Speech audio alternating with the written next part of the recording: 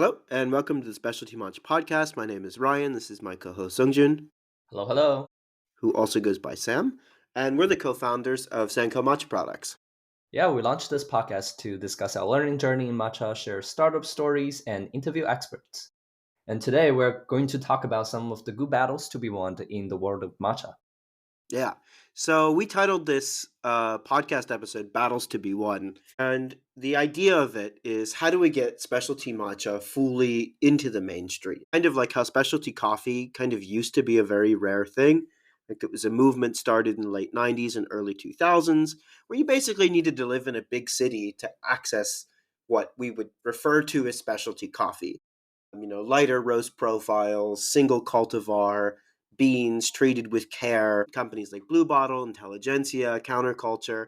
But, if you didn't live on one of the two coasts and you went to middle America, you probably wouldn't have found specialty coffee. And now 20 years later, 25 years later, it is almost anywhere where even you can go to relatively small towns, not only in the States, but across the world and find people doing pour overs, having really elaborate brewing equipment and very good coffee grinders and great sourcing. It's really become accessible and ubiquitous. And so we wanted to talk about like how do we get matcha in that exact same place? Like how do we get it where it's much more accessible? Like Sam, when was the last time that you had a great matcha in a cafe when you're In a just cafe? out and about in your daily life?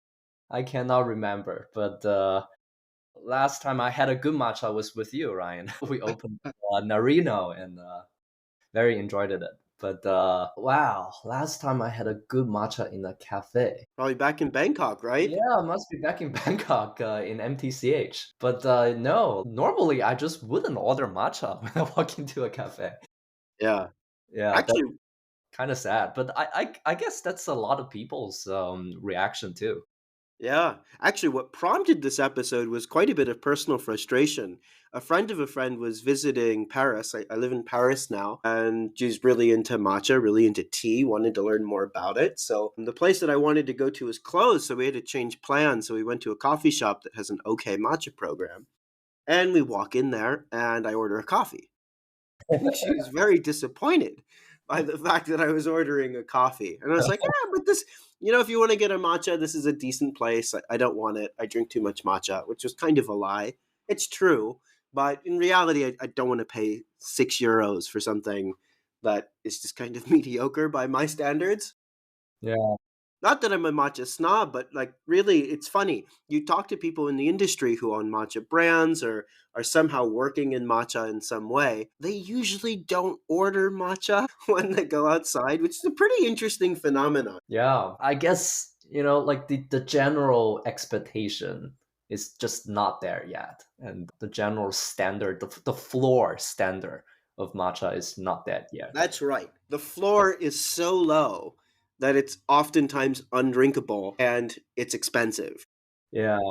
Like if you walk into a specialty coffee shop and just like frequently you can see some good signs to make a good judgment of if this coffee is going to be passable, decent, or it's actually probably going to be pretty good. Like if you look at the espresso machine, if you look at the what grinder do they use, what pour over setup do they use, and how people treat the bar counter, like the intentionality behind the service, like all of those can be, you can find some traces of, signs of, if this coffee is actually going to be worth the money that I'm going to pay. But you don't quite see these I would say evidence yet in matcha. Like Yeah. there's not yet, like at least for me, like I haven't developed such a way to be able to foresee if this matcha that I'm going to get is going to taste good. But I think you can have a negative filter. Like you see a giant glass jar that's open of matcha powder exposed to light and the color of it, or a cha sen that looks disgusting covered in green goop. Well, Ryan, sadly, that's not even a filter. It's almost a status quote. Yeah, it's a little pathetic. It's even in places who are trying to do it justice, it's just nowhere close to their coffee program yet. So with all this frustration, it's really worth a thought. What are the battles to be won? What needs to happen to get this movement to progress further? I feel like matcha and coffee shared a pretty similar starting point, right? Like, Starbucks is a pretty good gateway for people to get their first exposure to anything related to matcha. And that was the same story for coffee. Like a lot of people got into specialty coffee because of Starbucks, right? Yeah, absolutely. And if you talk to any of the specialty coffee people and influencers and change makers, from James Freeman, founder of Blue Bottle, to James Hoffman, the famous YouTuber, Lance Hendricks, someone who's like really deep down the rabbit hole of coffee science, Matt Perger, Hmm. no one's going to hate on Starbucks. Like everyone is very cognizant of the fact that without Starbucks, there wouldn't have been this pool of consumers generally interested in coffee. Then we're the subsegment that created specialty coffee. And what's weird in the matcha world, ironically, everyone hates on Starbucks. They'll say Starbucks matcha powder is actually 85% sugar, it's no good. Some of it might not even be from Japan. Like you hear all of these criticisms. But Starbucks is like most people's first matcha. Like they were so early, like 2005, in terms of exposing matcha to a consumer base that's not in Japan. Like there's probably no greater company that has increased awareness than Starbucks. Yeah. Wow, 2005. That's like 20 years ago. Oh my God. So, like, in terms of battles to be won with basic awareness, I mean, Starbucks might be the largest change maker, introducing people to the idea of drinking matcha, and a lot of people's first matcha that they've ever had. So, I mean, a huge, hats off to them for doing that kind of work, because that's the start of the funnel, right? If you think in terms of the funnel of moving people into a specialty product, I think it's worth talking about like what do we mean by specialty matcha. So, the third wave coffee movement, and I'll use coffee as the example, is all about tasting and appreciating the inherent flavor variety that you can have from the fact that coffee is an agricultural product. Different countries have different growing conditions, different plants have different cultivars or varieties, kind of like there's different types of apples, there's just like different types of coffee and different types of tea plant. You have all this natural variation, and it's a celebration of that variation. Where a naturally processed coffee in Colombia might taste totally different than a washed coffee in Ethiopia, and then you can roast it in different ways to express different flavors. So it's really a celebration of that variance on the way it was grown and the way it was processed and the craft that was made to create it, versus just your morning cup of coffee or coffee that you dump in a latte with milk and sweeteners. And in matcha, this is beginning to exist, especially in the home market. Some markets are more sophisticated than others. There's this wonderful quote, I forget who it's attributed to, but they say that the future is already here, but it's not equally distributed. And that's very much the case for matcha. If you travel to places like Thailand, if you travel to some places in Japan, although it's actually kind of newer there, which is ironic because that's where the culture of drinking matcha comes from, but also places like Singapore and the Philippines and in Malaysia. There's this culture of single origin, single cultivar matcha, where you can taste the inherent expressions based on processing difference or genetic differences of the plant or regional differences. And that's beginning to spread where people are really treating it like a specialty product. It's just very, very new. So, Zongjun, what are some other battles to be won to get this to more successfully move this idea and getting other people to appreciate this matcha as a specialty product into the mainstream, both in the US and abroad? I think for the current stage, awareness is definitely the key. We've been talking about Starbucks, we've been talking about this new specialty movement. At some point, I'm just going to use specialty coffee as example. You see how the specialty coffee movement cascade back to Starbucks at some point. And then that's, I think, a trigger, a tipping point, of that whole specialty movement. You see specialty become mainstream, and I think something needs to happen in the future in matcha too. Like one day, if we see how all of these big names start to do specialty label, transparent label, and start to educate along with all of us to consumers what matcha really is, I think that will be a big battle to be won. Yeah, and I think for that to happen, like, you just need to see enough success in the market. Like, you see Starbucks opening these Starbucks Reserve stores, and, like, you walk into them, and it is a specialty coffee experience. But Hmm. the only reason that they can do that is that all these other specialty coffee companies have created educated consumers that can appreciate that, and, the pendulum swings, the pendulum swings back. So I think what needs to happen is there needs to be a couple of players in the United States and in all other countries that just become radically so successful and so interesting and so different that people start copying them. And you see this all over the place. Great example are Australian style cafes. There's this whole movement of Australian style cafes. They usually have fantastic food programs, great coffee programs, popularized drinks like the flat white. And that got spread all over the world. It got spread to New York right around the time when I moved there in 2016 with cafes like Black Fox. Now you have places like Suited and many, many others. You also see them all over the Middle East. If you go to Dubai, for example, or Abu Dhabi, all of the best cafes are almost entirely Australian run. And they all have very similar like DNA or very similar playbook that they use, and it's a very successful playbook. And you see other playbooks in specialty coffee, like the Nordic coffee roasters. You have people like Tim Windowbow, and you have people like La Cabra, and you have people like copying this aesthetic. It's very minimalist. They have great pastry programs. And you have this more Nordic, and usually it's marked by lighter roast profiles, quite a bit greener, more acidic coffee. I mean, you see people copying that all over the place. And in China, mainland China, it's a very different playbook. They're mixing it with a lot of fruit juices. They're doing some interesting infusion work. And it's not just infusion for the sake of infusions. It's like, how do we work with this agricultural product that has these unique flavor attributes and It's halo or almost like, mask some of those flavors in a creative way? yeah, it's almost like cocktails. But I think this idea of developing a very successful playbook and having that replicated enough times will make it, swing back to the mainstream where specialty matcha can be found at a place like Starbucks.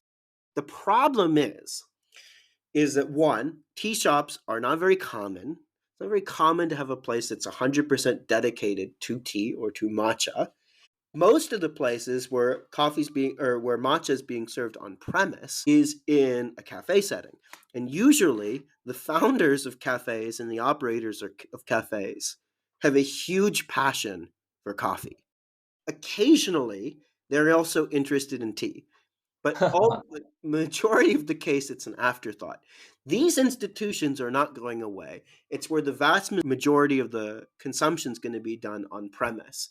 So what I think needs to happen is a playbook needs to be made because it's not going to follow the exact path of coffee. Because I don't see there being unique matcha houses and coffee houses everywhere. Like I think they will exist and they do exist right now, but I don't think they're going to become as ubiquitous as a specialty coffee shop. So, developing a successful playbook for this to be a profitable and interesting part of the business for coffee people is going to be really important for matcha's long-term growth as a specialty product. Yeah, like somehow we need to really be able to engineer ourselves into the world of coffee and use the language of coffee to we need to attract coffee people too, to convert them into almost you know into gospels of this new movement. Yeah, absolutely. And the Japanese tea industry, and we've recorded some podcasts on this that people can back listen to for some more context.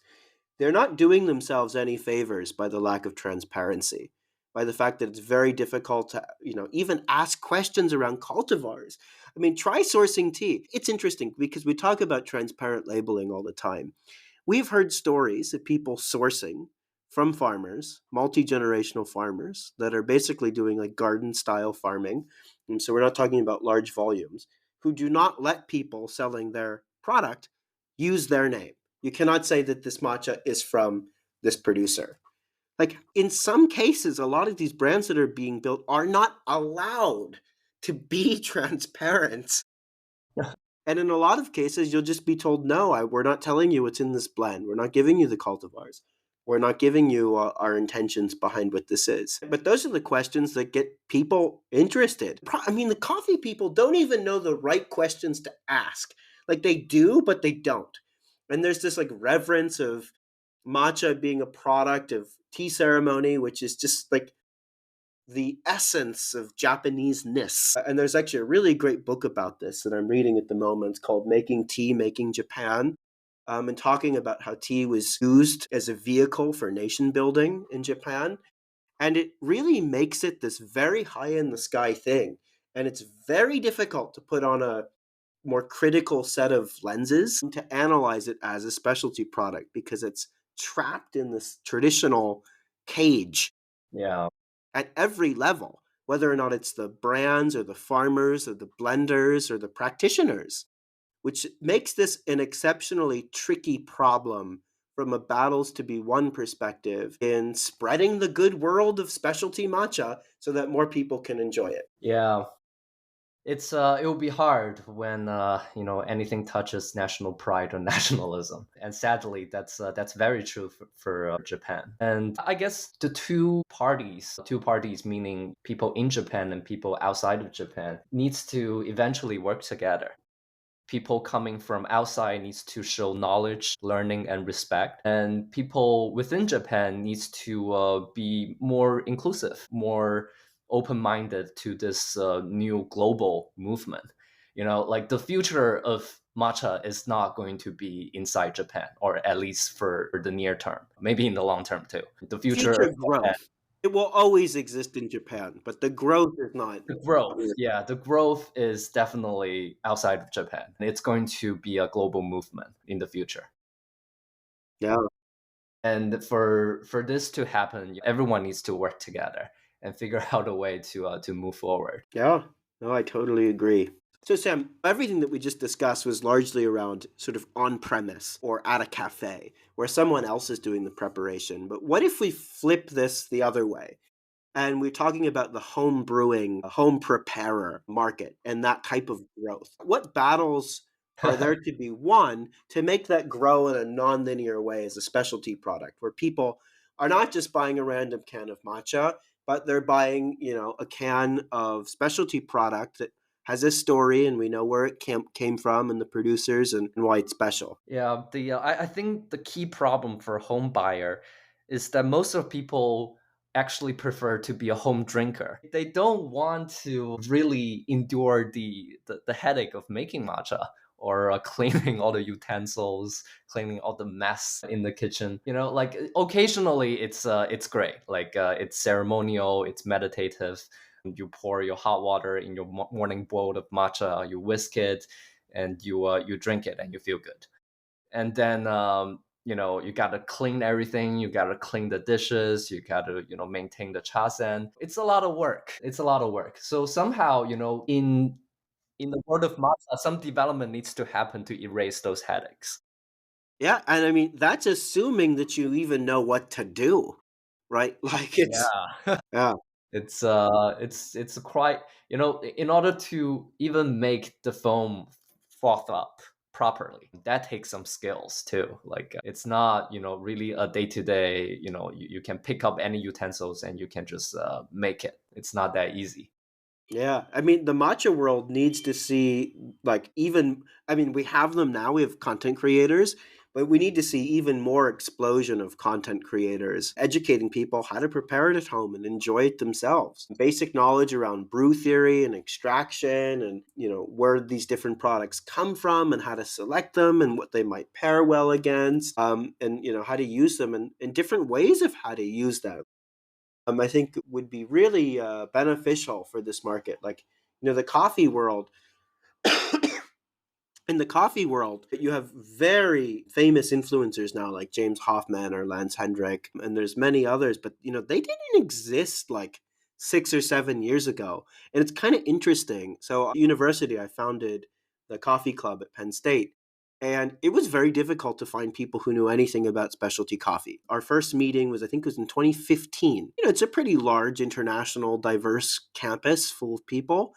There was about 100 people came to the first meeting. It's really a coffee club and university. tends to attract a lot of people. People are interested in being caffeinated. Very few people knew what specialty coffee was. Almost no one had heard of like quote unquote third wave coffee. Um, and it's just a very different scene now. I went back recently and like the majority of the members are coming in with so much more knowledge. And no doubt it comes from this explosion of amazing content that people are making. That's like way beyond like how to brew a cup of coffee. It's much more engaging in the stories that they're telling and brewing methods and this ecosystem of different brewing methods to get different results. Yeah. And at the same time, you see this explosion of coffee equipment inventions. All of these hardware developments, all of these infrastructures that support all of these investigations, experiments. I think that's also very important. You see the world of hardwares between coffee and matcha, it's unparalleled. Like for most of things that you still use to brew matcha today, like people use it like a couple hundred years ago too. Which is both amazing and a little sad. Yeah, and if you look at coffee, like a new coffee too gets invented every day almost.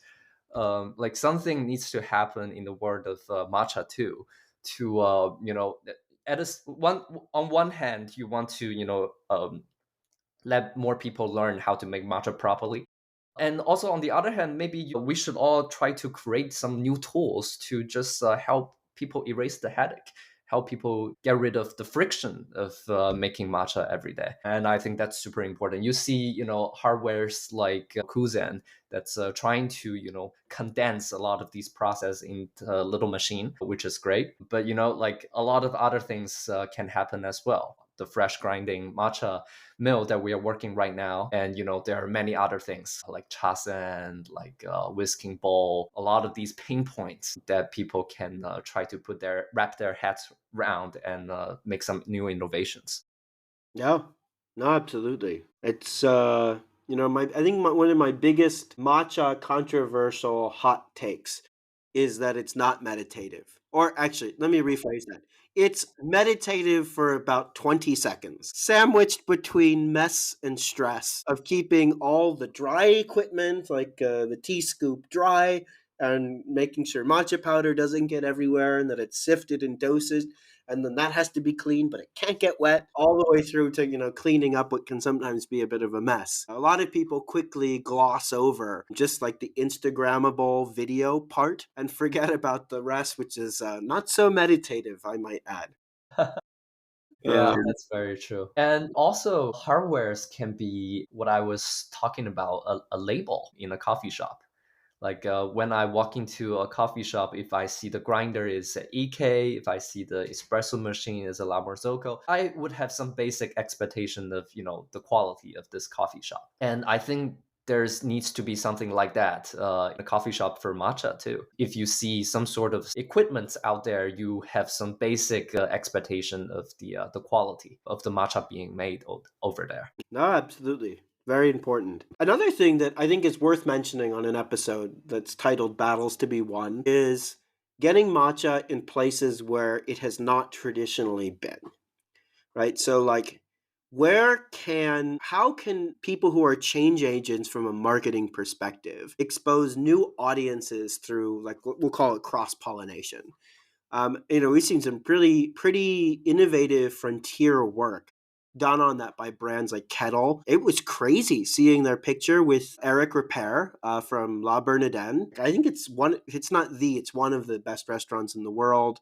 I mean, he was friends with Anthony Bourdain. I mean, getting matcha into a place like that—that's crazy, right? Like Yeah. among all like these other Michelin starred places, like that type of work is also very exciting. And spreading the good word as matcha as that can be appreciated along with something like fine wine or fantastic food. Yeah. Do you record anything similar happened back in the days of specialty coffee, Ryan? Like, what other interesting crossover have you seen? It's a great question. Well, one thing that coffee's really benefited from probably is in this a kind of a crossover, but also kind of falls in the category of a novel format. Is the tiramisu has probably done so much for getting people to try coffee flavor.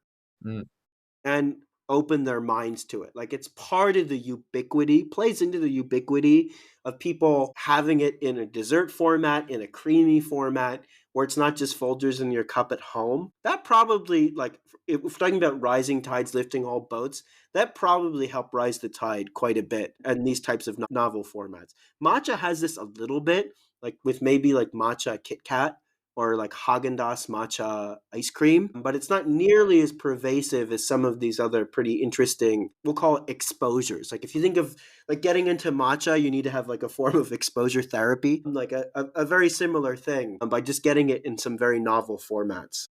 Hmm.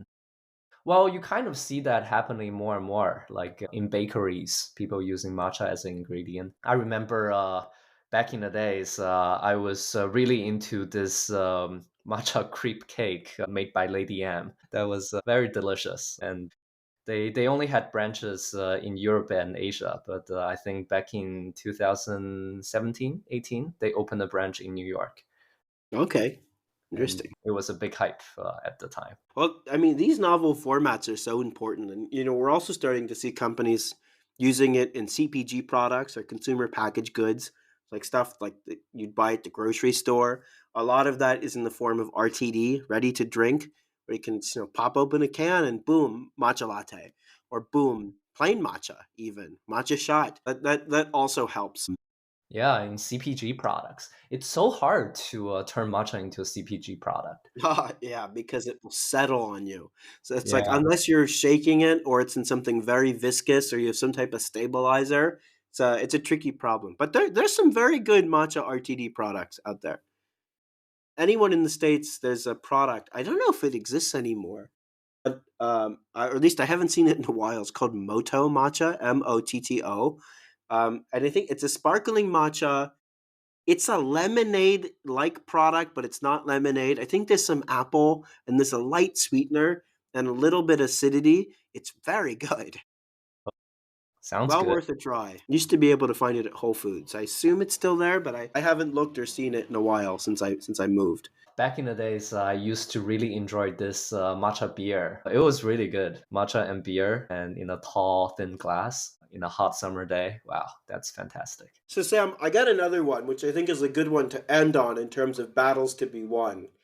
And one of the things that the third wave coffee movement and the specialty coffee movement did is it got consumers willing to pay more for a better product, Mm, which I think largely defines most specialty industries.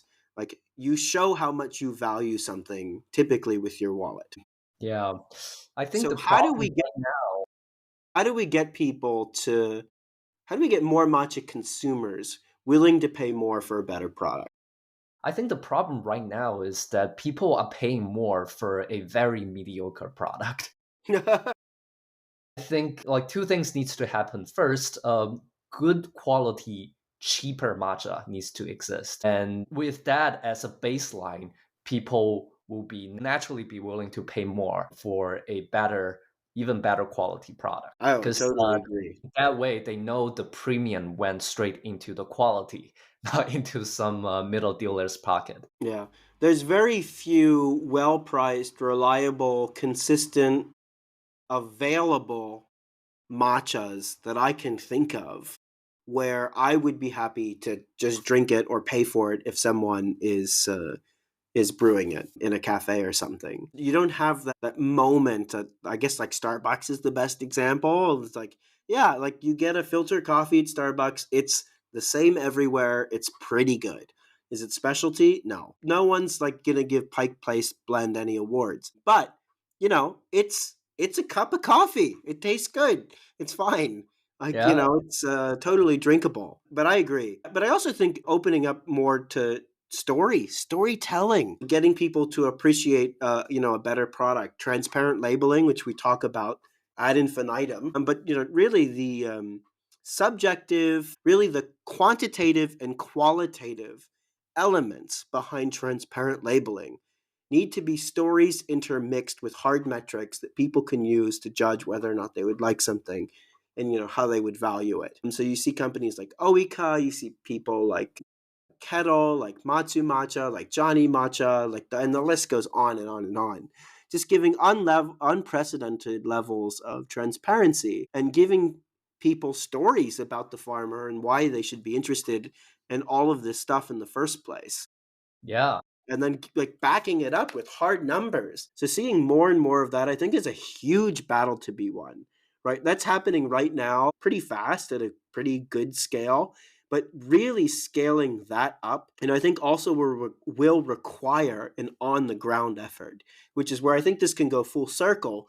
We're getting like baristas really interested in matcha, and to have cafe owners invest more in their matcha program where it's obvious that they care about it, at least at a similar level that they care about their coffee. They're the on the ground people that can explain, yeah, this is the difference between uji and yame matcha. This is the difference between a first harvest or second harvest product, or this is the difference between these cultivars and why they're interesting. And we selected this one for this application because it's better. And this one we recommend you just drink with water. And I think a really low hanging fruit one is getting a matcha drink out in the world that's standard that doesn't have milk. Most specialty people don't consume milk-based beverages, and I think they're an excellent gateway. But the moment that a cafe could be proud to serve something like an americano that would taste good, and most cafes, if you ask them to make a matcha with just water, they'll say no, probably because it won't taste any good because the baseline matcha that they're using just isn't suitable for that application. Right? Maybe they even pick something very strong so it stands up to the milk. But in just water, right, it's too much, it's too intense.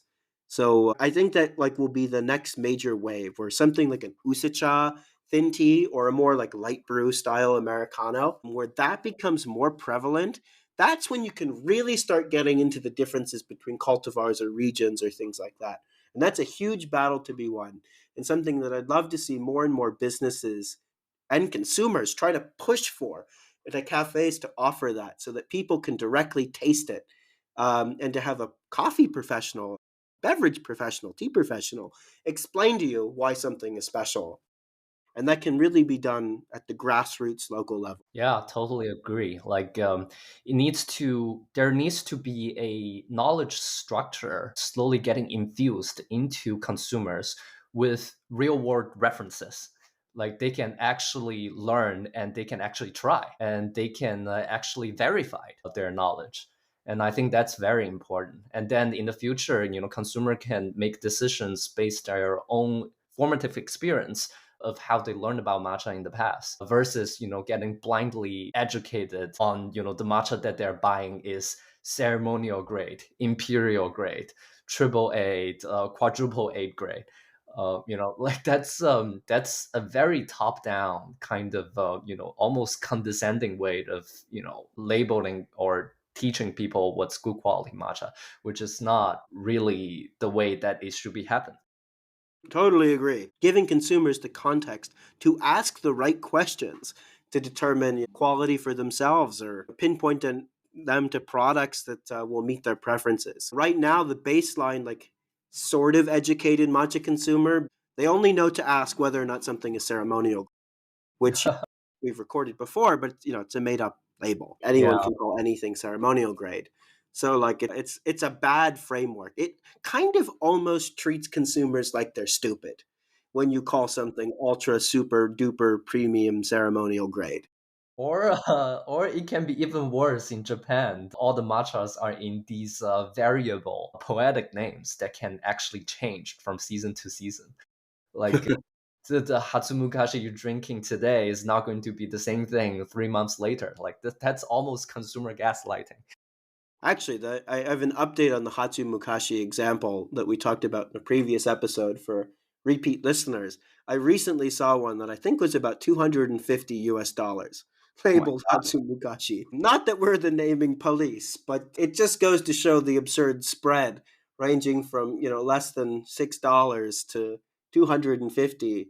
It's very confusing. I've even met people who own matcha brands and businesses that are confused by Hatsumokashi naming convention. It's a bit crazy, the state of the world. This obsession is really weird. Like Hatsumukashi literally means like the beginning of nostalgia or like a beginning nostalgia, something like that. It's I wonder where this obsession comes from. It's really weird. That would be an interesting podcast. Well, the history of Hatsu Mukashi. Love Yeah, to do that. This one would make some good content.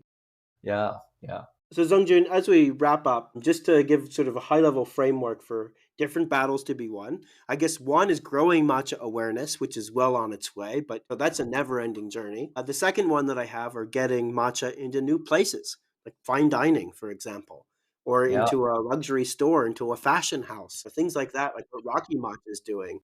Exposure of people that are maybe not even coffee drinkers. Um, so that's because right now the most conversion happens within coffee shops and people that have been drinking coffee. But there are a lot of people that just don't even go to coffee shops. And how do we convert those people into drinking? We can also use things like novel formats, desserts, candies, ready to drink beverages that are prepackaged. Like all of that, if you think about it from like a quote unquote exposure therapy perspective, can really get people interested in the product and trying it for the first time in perhaps a more friendly way than getting it, as an usacha or an americano or even as a latte. Yeah, And I think the biggest one for the specialty market are everyone who is helping consumers be willing to pay more for a better product. And that really is kind of the definition of what specialty is. You learn about something, you appreciate some aspect of it, and then you're willing to pay more for it because it has some unique characteristics. So, yeah. that's the world that we would like to see. And I think That's these are a all very win-win situation for everybody. Like consumers getting a better product, vendors are making more money, and then that finally will cascade down to matcha farmers, which are really sadly the bottom of this whole hierarchy. They are the people touching the earth, managing the bushes, and they're getting the least attention, and the least profit from the whole chain, which is very yeah. sad. No, it's very sad, and it's a system that could use some shaking up, and also people working on innovation on making matcha easier to make or shortening the supply chain. We see companies like Brian at Matsu Matcha very carefully managing his inventory and stocks so that like as soon as it comes off the plane, it immediately goes into cold storage. He only keeps it for so long, and buys everything basically in a milled to order format. Kettle's doing a very similar thing where they're placing orders so it can go through the shiage process fresh.